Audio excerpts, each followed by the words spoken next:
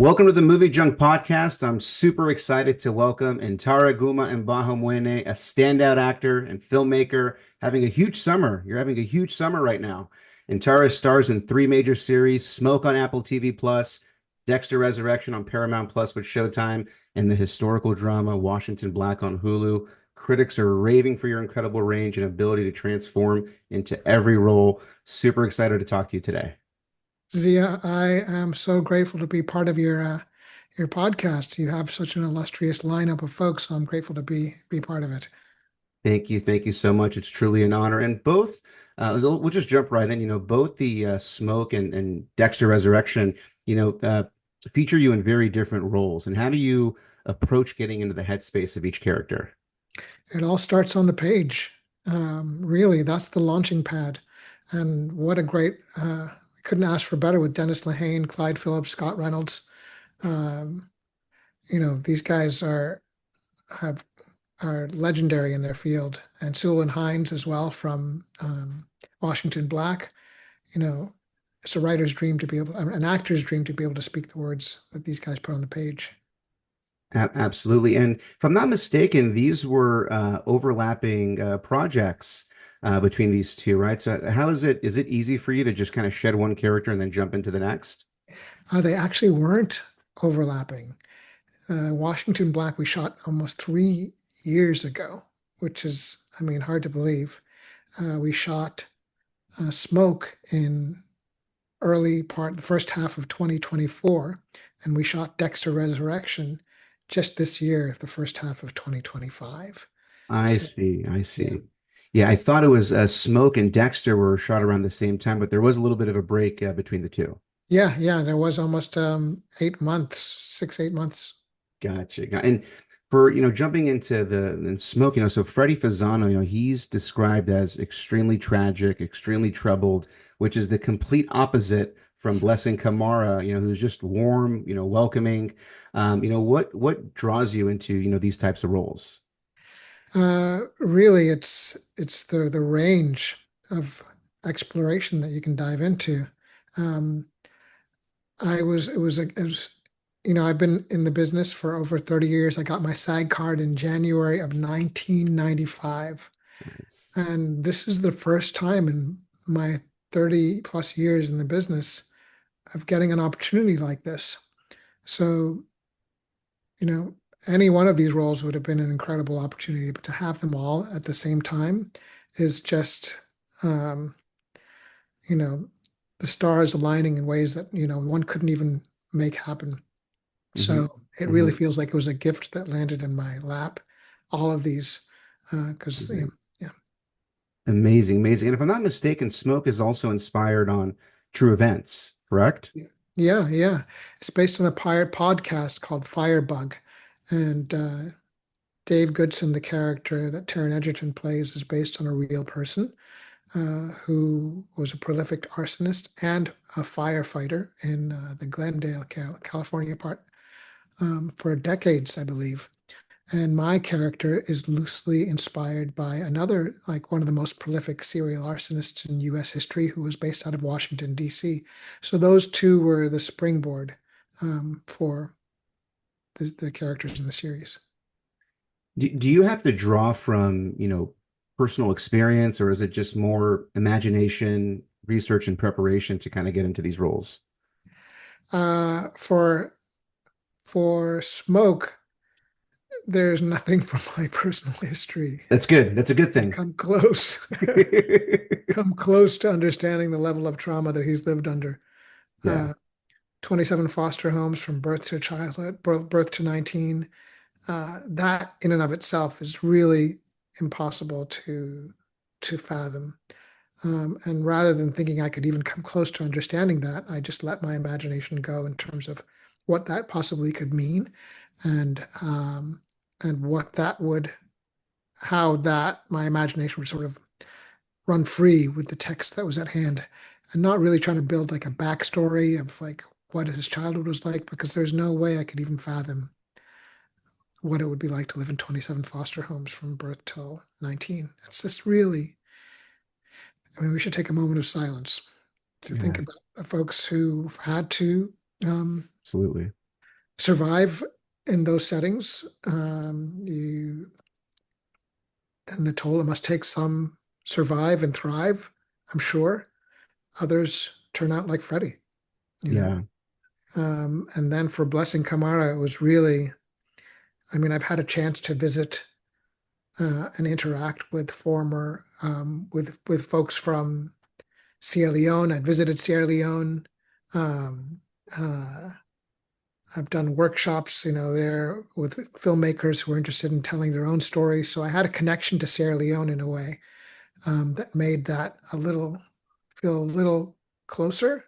Um, but he's also sort of out of my comfort zone. I'm definitely not as jovial and the center of attention the way he is. Like, yeah. No, And the former slave is also as a slave in Washington Black is also something which I really didn't have a personal connection to as well. So a lot of it came from the imagination. amazing, amazing. No, and just jumping into to Dexter, I was actually just recently doing a reality check. It's been almost 20 years since Dexter first premiered. It's Yeah. almost 20 years later, and we're still getting Dexter, and it's still fresh. Were you a fan of the series at all before joining the cast? Like, were you part of the Dexter train way back when? Yeah, I mean, an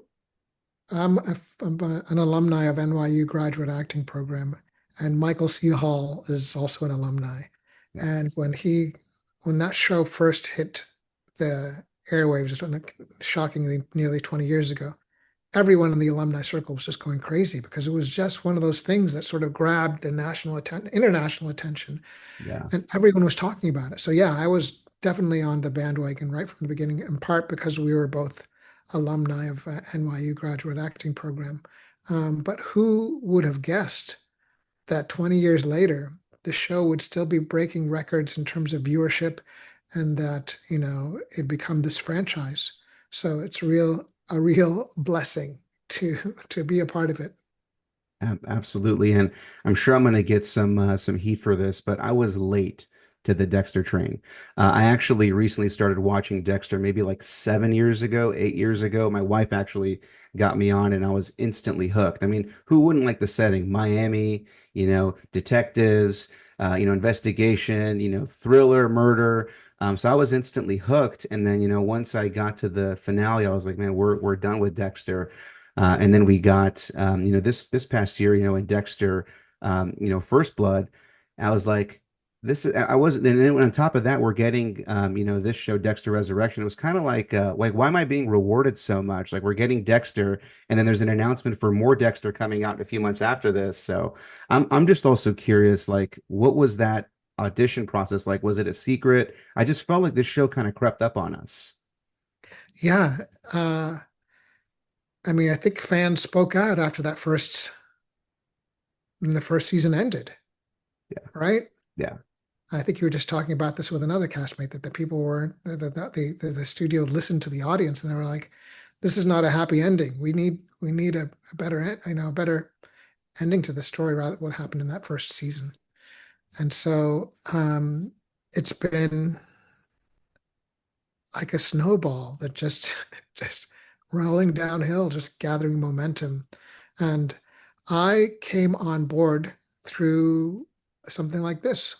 I was sitting here on a Zoom audition. It's like a Zoom interview in my garage right here, same setup that I have right now. wow, And Ross Meyerson was the casting director. Uh, Funny enough, he was roommates with my grad school classmate and used to come and see our plays at NYU. So he knew of my work from 30 years ago back in grad school. Um, and another interesting twist is Scott Reynolds, who's the co-showrunner of Dexter Resurrection and worked on the other Dexter series. I worked a temp job as a telemarketer, and we were like sitting next to each other in cubicles, like doing cold calling, oh wow. and got struck up a friendship there, like both when we were just like both landed in LA and trying to make our mark. Um, and we just kept in touch over the years. So it's just you never know who from your past is going to open up doors in a way. Scott Absolutely. mentioned he had me in mind when he wrote the part, and I it see. just worked out. The stars aligned, but I still had to audition. Yeah. It wasn't handed to me. I still had to sort of go through the ropes, and I think I had two. Yeah, I had an audition, then a callback. I had to do a self tape and then a callback audition. Yeah. Yeah, and we had again we're a big Dexter house, so we had a little bit of like a Dexter watch party here for the first episode and two, and we were just instantly glued to your character, just how warm you are, like you mentioned, and the feeling is, and I know you can't obviously share, but usually Dexter, the people that he ends up being close to are the ones that get harmed the most. So we're just kind of hoping that your character makes it through this season because again, like we're just attached. We were instantly glued to your character, and that's just all due to your performance. Well, I'm so grateful that the role has resonated with the audiences, and that's in part in testament to the writers because when there's a show like this, there's so many dark elements, and to bring in a character as bright and hopeful and positive, like Blessing, who literally brings Dexter under his roof, gives him food and shelter. I mean, Yeah. yeah, of course you'd be nervous. I'm nervous too. And the early screen when the episodes were before they came out, I mean the reviews were really really high. I think Rotten Tomatoes was at like 100%. Yeah. IMDb is at 9.2 for the Wow. show. And I'm a Wow. huge Sopranos fan, so we're in Sopranos category right now for the show. Wow. So the fans are I definitely didn't reacting. I didn't know that. That's incredible. What I mean, yeah, I'm just beyond grateful that we're here chatting about this and that this steam engine is rolling. What about some of the key additions, right? And Uma Thurman, Peter Dinklage. Did you get a chance to meet them on set or have any exciting stories to share? Yeah, I did get to meet them both. We didn't have any scenes together. Um, Um, but I got to meet them both, and it's really a testament to the show that this caliber of actors uh, would want to be a part of this show. I mean, that it really speaks, is drawing the best of the best. And so I count myself really lucky to be a part of this. But yeah, for Peter Dinklage is legendary. Uma Thurman, of course, is legendary. Uh, and for them to lend their talents to this really is part of what makes this such a big success. Absolutely. And are there any talks or discussions if this show continues to be successful that we can expand to future seasons? Is there talk about that, or is this considered a one season or a limited series? Yeah, that's beyond my pay grade. I think the fans would be rioting if this was the end. Yeah, yeah. So I think it's been on record that Clyde Phillips and Michael C. Hall have both said, I believe, and Scott Reynolds, I believe, have both said that they would love for this to run for more than one season. So uh, if it's got the response that it has on all the outlets you mentioned, and we're here chatting about the excitement. Hopefully, they won't be ending it right now. Absolutely. And without giving too much away, what can fans expect for the remaining part of the season? Well, I think things are going to get close as you can come to disaster, and and and the consequences that come when you get that close, and the fallout, because you could be in a train wreck and you might survive, but the person sitting next to you didn't, or you could lose a limb or an eye or whatever. So I think as the season grows, the things get more complex and the relationships get more intertwined. And imagine if Dexter was living under your right below you. What are the possibilities? So Exactly. Literally. yeah, And again, just kind of jumping into, wearing multiple hats, being on film, TV, and also making a documentary. Do you take a different perspective from just being able to wear all these hats when you're taking on these types of roles, or do you typically like to stick to the page and bring in what the showrunners are asking you to do? It depends with each project, really. I've been fortunate to have be a part of shows where the showrunners are open to collaboration Yeah. and are willing to, get input. So yeah, there's been, little tweaks here and there, but nothing major in any way, shape, or form. Um, I think for Smoke, I sort of took matters into my own hand and decided to drop weight without discussing it with the showrunner. It Yeah. was just a choice I made. That one thing I did discuss was like shaving my eyebrows. I sent him a picture, like a Photoshop photo, just Photoshop my eyebrows out. And I said, "What do you think? Wouldn't it be cool if I just shaved my eyebrows?" And he was like, "Yeah." But I didn't say, would it be cool if I dropped like 40 pounds during the course of the shoot?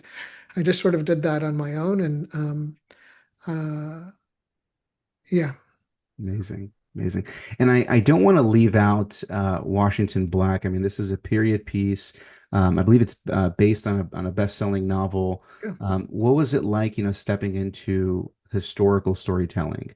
And I'm also a huge fan of Sterling K. Brown. What was it like also, working with him? Yeah, Sterling and Selwyn Hines, they just announced that they have another project that they're launching, that they're getting a seven, like they have a bidding war over. So I love their sort of do-it-yourself approach. And this is like they're finding projects that they want to do together and making it happen. And this project, Washington Black, is a massive production, like much bigger in a way than Smoke or Dexter Resurrection in terms of shooting in Iceland, shooting in Mexico, shooting in Canada. I mean, three different countries. Uh, Dexter we shot just in New York City. Yeah, yeah, Smoke we just shot in Vancouver. This production was massive. And it was a huge undertaking, and it really takes a real strong leader to steer such a massive ship and keep it going. And the show is about a kid who has this unique gift and is able to develop this flying machine. Um, so I'm those guys are carving out a path that I would love to be able to step into and follow in their footsteps in terms of finding projects that speak to you and bringing them to fruition. Yeah. absolutely. And I'm also excited to also just touch on your documentary, Memories of a Love Returned. I'm not too familiar with the particular photographer, but it's based on an Ugandan photographer and his legacy, I believe, right? Why was it important for you to tell this story? I had a chance encounter. My car broke down on April 24th, 2002, in this rural town of Mbirizi. And while I was waiting for the car to get repaired, I stumbled upon this photo studio. And the photographer, Chibate Aloysius Salongo, was there. And I met him, and he had over 5 decades of work that he'd shot from his studio and the surrounding community. Um, and I was blown away because his images were like of everyday folks celebrating moments of love, a graduation or a wedding ceremony, or brothers and sisters, family members coming together to have their photos captured by his lens. And I'd never seen images like this. Usually, when we think of photography or coverage from Africa, it's usually from the darker side, and moments about trauma and hardships. But this was photographs of love. And so I took it upon myself to try to make a film about his work. And it's been like screened on 3 continents, won multiple awards. Yeah. And it's actually, yeah, I'm just so grateful that it's out there. And but it'll be screening in Brazil next, in Wales, in Dubai. So it's been still going around strong, and yeah, grateful. And we just had a great coverage from John Ridley and Matt Stone from Doc Talk. Just called it one of the best documentaries of the year. So I really am grateful that it's getting out, and hopefully you'll find a streaming service as well. Absolutely, yeah, and definitely, if when it does, we'll obviously promote it, and obviously, fans can see because it sounds like it's a personal passion project of yours. It's very intimate, and the reviews, and it's doing really, really well. So I'm excited for a wide audience to see it. Is there any hope of maybe turning it into a major motion picture? That's a great question. And that's definitely a possibility. I mean, all the elements are there. I would love to be able to play Chibate himself. So maybe you've just planted a seed. We can come back and talk about that. But I've usually done the projects I've done have been within my own means. Like I can just run and gun guerrilla style. Uh, to do a feature film of his story would require a um, much bigger production. But I think that can be assembled easily. Hmm. So Hmm. yeah, I think it's doable for sure, and it would be great to sort of take it to the next level and make it uh, dramatize it. Absolutely. And then, are you able to share any of your upcoming projects that you're allowed to talk about today?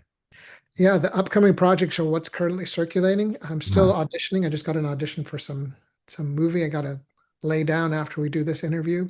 But the only thing I have to promote right now are not the only thing. It's the best things I've ever had to promote are Smoke on Apple TV. I don't know when this is going to drop, but uh, August 1st is going to be really massive in terms of if you watch, this is what I'm saying. Watch Dexter. If you want your head to spin, watch Dexter Resurrection. Watch Smoke this Friday, August 1st, or last Friday, August 1st, whenever this airs. And you will be blown away just by the range of characters. And if you want to top anything off, throw in Washington Black as well. Uh, but the next two weekends, August 1st and August 8th, are major transitional moments for my characters on Smoke and on Dexter Resurrection. I don't want to say what happens, but we'll be talking about it for a while to come. if we didn't need a reason to already watch it, that'll be it. So that got me on the edge of my seat. I got Yeah. some goosebumps right now. So I know the fans are going to be equally as excited. I always like to not let our guests off the hook and love to ask them whenever you guys are not working, what are the shows that you guys are binge watching? Oh wow.